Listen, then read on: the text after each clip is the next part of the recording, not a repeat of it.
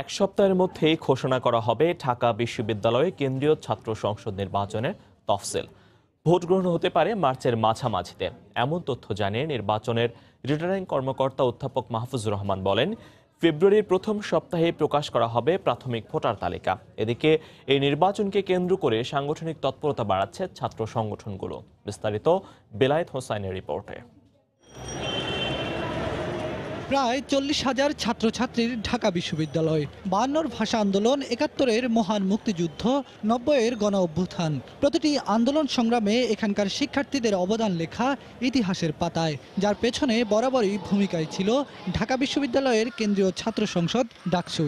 যদিও 90-এর পর অচল হয়ে পড়ে এর কার্যক্রম। ছাত্র সংগঠনগুলোর আন্দোলন ও বিভিন্ন মহলের দাবির মুখে আইনি জটিলতা কাটিয়ে অবশেষে আলোর মুখে ডাকসু নির্বাচন। সদ্য নিয়োগপ্রাপ্ত প্রধান রিটার্নিং কর্মকর্তা জানালেন, এক সপ্তাহের মধ্যেই ঘোষণা করা হবে তফসিল।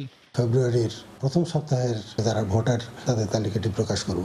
অন্তত 6 বা 7 দিন সময় দেব, যাতে করে শিক্ষার্থীরা সবাই দেখতে পারে যে তালিকাটি সঠিকভাবে আছে কিনা। আমরা আশা করছি এক সপ্তাহের মধ্যে শিডিউলটাও ঘোষিত হবে। নির্বাচন সম্পন্ন করার ইচ্ছা হচ্ছে মার্চের দ্বিতীয় সপ্তাহ অথবা তৃতীয় সপ্তাহের শুরুতে। তিনি জানান, নির্বাচন পরিচালনার জন্য প্রাথমিক প্রস্তুতি এগিয়ে গেছে প্রায় 80%।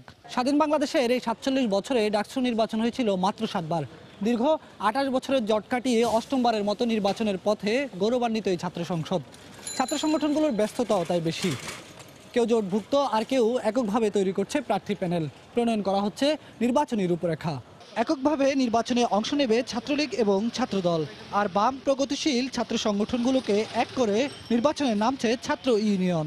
সবার সাথে কথা বলবো, ছাত্রলীগে যারা রয়েছে এবং আমাদের সিনিয়র নেতৃবৃন্দ রয়েছে তাদের সাথে কথা বলে সম্ভাব্য সেরাদেরকে দিয়েই, যাদের অ্যাকসেপ্টেন্স রয়েছে, গ্রহণযোগ্যতা রয়েছে, সব তাদেরকে দিয়ে আমরা ফুল প্যানেল ঘোষণা করবো ইনশাল্লাহ। প্রার্থী নির্বাচনের ক্ষেত্রে আমাদের ভিতরে ইন্টারনাল কিছু বৈঠক হয়েছে বা হচ্ছে, এটা একটা চলমান প্রক্রিয়া। আমরা অবশ্যই আশাবাদী যে আমরা জাতীয়তাবাদী ছাত্রদল আমরা এককভাবে এই নির্বাচনে যাব। ছাত্র ফ্রন্ট ফেডারেশন, বিপ্লবী ছাত্রমৈত্রী সহ আমাদের যে প্রগতিশীল জোট রয়েছে, সেই জোট আমরা একতাবদ্ধ ইলেকশনের জন্য আমরা মিটিং করেছি, আমরা চেষ্টা করছি। ক্যাম্পাসের প্রতিটি আড্ডা এখন ডাকসু নির্বাচনের আলোচনা।